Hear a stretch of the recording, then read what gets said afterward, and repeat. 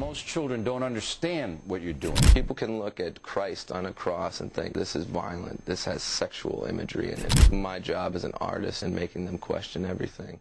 Expect nothing less than savage when it's about Marilyn Manson.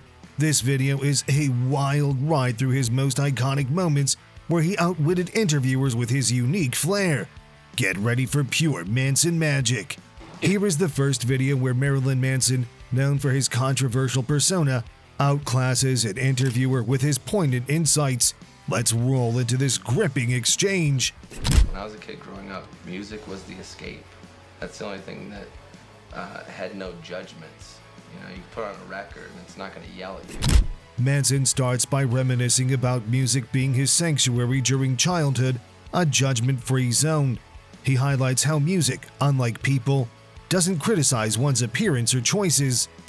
Now, watch Manson's sharp turn.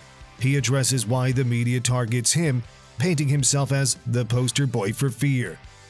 Manson's response is straightforward. He's simply embodying what society fears most: unapologetic freedom. I can see why they would pick me, because I think it's easy to throw my face on a TV. In the end, sort of a poster boy for fear. I represent what everyone's afraid of. Manson then connects this fear to the aftermath of the Columbine tragedy. The interviewer provocatively questions the media's focus on him instead of more significant global events.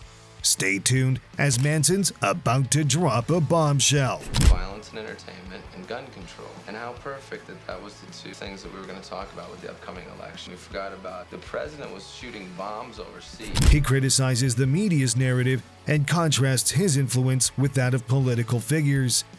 Manson boldly suggests that the media uses fear to drive consumerism, a powerful statement about society's priorities, no? The United States dropped more bombs on Kosovo than any other time during that war. I do know that that's really ironic. Nobody said, well, maybe the president had an influence. But Manson is not done yet.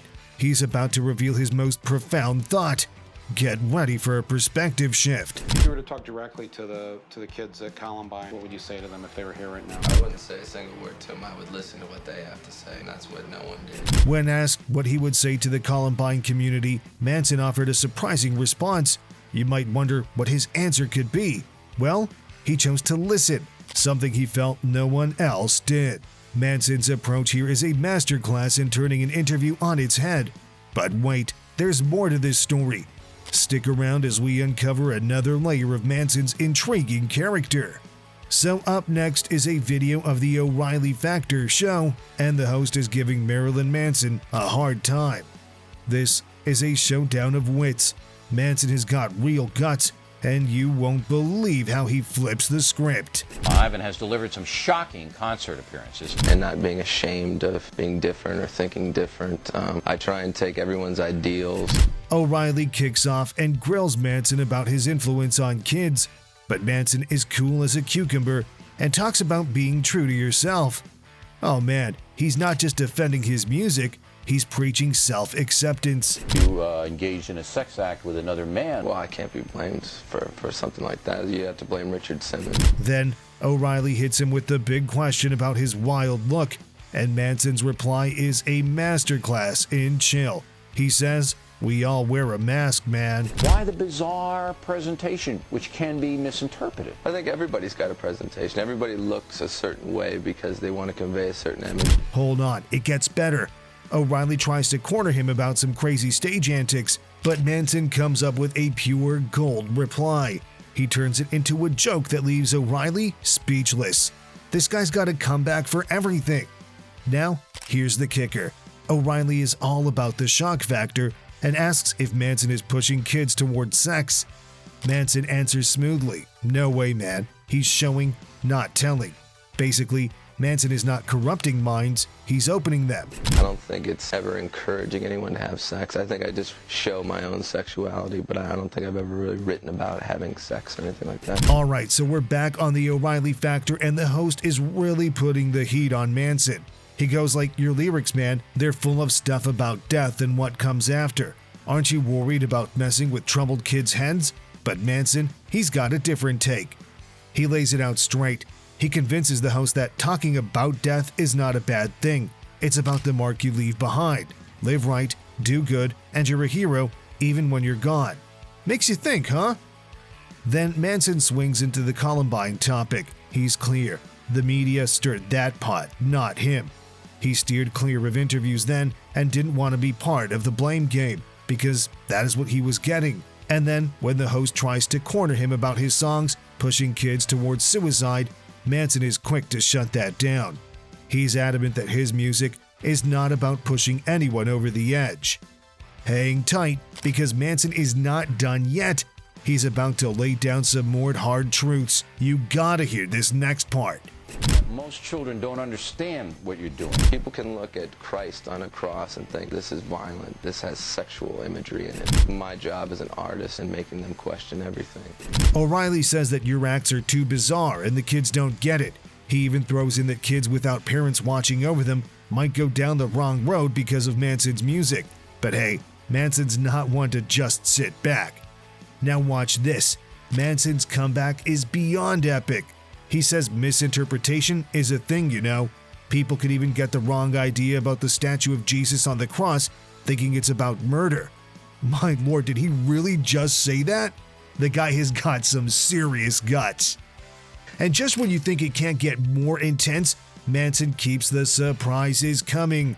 Stick around, because you won't believe what he's about to drop next.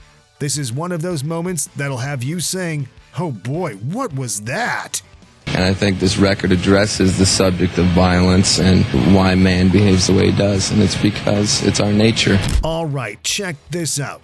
We've got Marilyn Manson in an interview, right? He's talking about his track, The Reflecting God. He really put his back into this one. It took him a whole year, and man, doing this right after Columbine, that is tough. He's trying to spin all that bad vibe thrown at him into something good. Pretty cool, huh?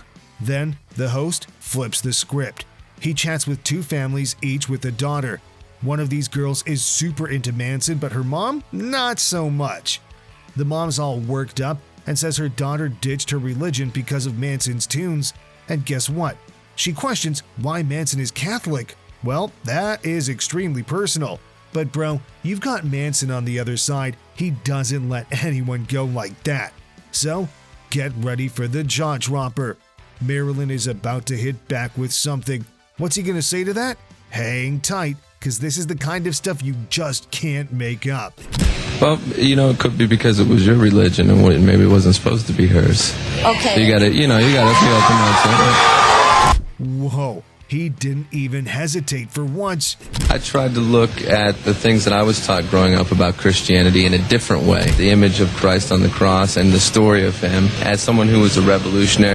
And Manson has got another comeback. He talks about his record and how he has reimagined Christian imagery. He used to see Christ on the cross as a revolutionary, a guy with dangerous ideas. Manson is like, he gets this story and he's not dismissing it, but he's just seeing it in his own way. He also schools the mom on open-mindedness. But notice how he's extremely polite throughout. You know, how we all rebel a bit against what our folks tell us. Then he drops this bomb and says maybe the girl will find her own path, even become a nun someday. That made everyone laugh, including the girl. He's basically telling the mom that songs don't change your faith. It's all about how you see things. You have marketed yourself to make you millions. What are you giving back to these kids? Hold up, there's more. This other mom is challenging Manson about his earnings through the song, but what exactly is he giving back to the kids? Manson is chill and lays it out. You gotta watch what he says. That every kid in this audience here today has issues. You make them dwell in those issues. I make them happy, I think, right? And get this, the mom says that every kid in the audience loves him, but because of his songs, they indulge in issues. Well, Marilyn comes with a short yet brilliant reply. Watch for yourself. So, there you go. Faced with tough questions, Manson stands tall. He's outclassing doubt with his raw honesty and insight. Oh boy, what an interview this was. Get ready for a wild ride on Politically Incorrect.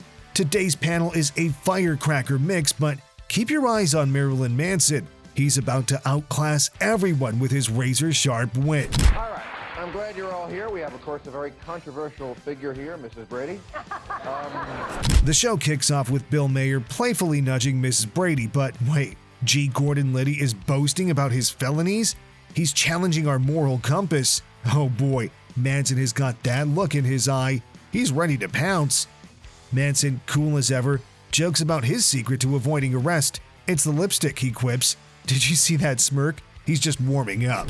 There's an old saying that the devil has always been the church's best friend because he kept him in business. And I think, yeah, like you're saying, they picked me to be that. But Now, the hosts touch on a sensitive topic about Christian groups.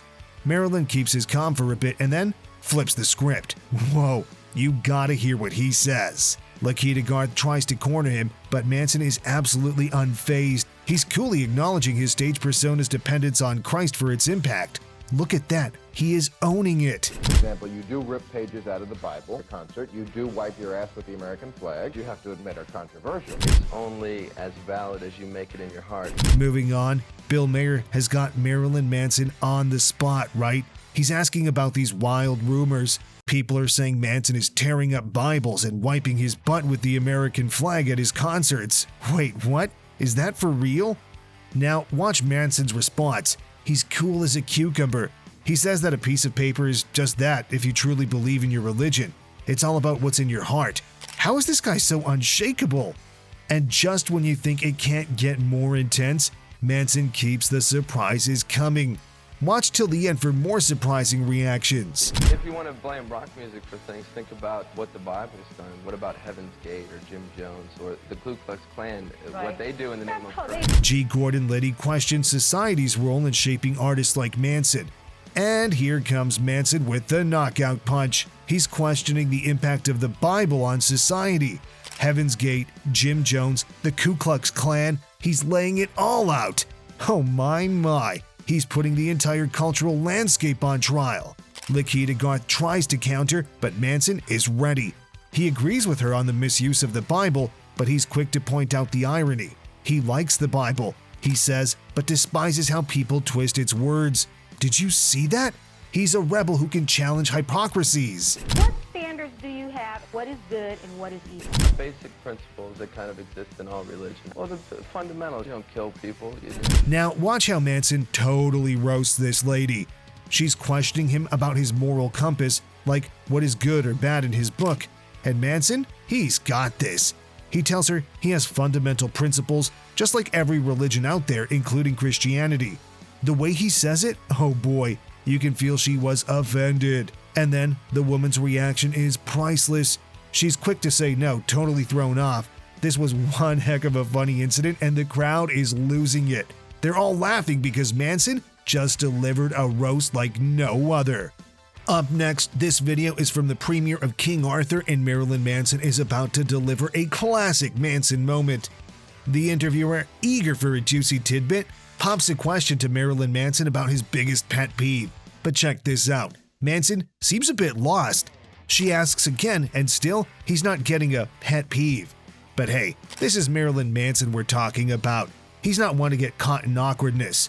With a sly smile, he flips the script and says he doesn't have any pet peeves, but he has 2 pet cats. Now that is a hilarious response. Classic Manson humor turns confusion into a punchline. I think that if I went to a Halloween costume party dressed as myself, I would lose. That's a weird question. I don't like pet peeves. Manson's response isn't just funny, it's a glimpse into his personality. He's not about the negatives, the annoyances. He's about the quirky, the unexpected. Hope you loved seeing Manson's epic comebacks. Now, don't miss our next video about pop culture moments we don't talk about enough. Trust me, it is packed with unforgettable surprises. Click to watch now.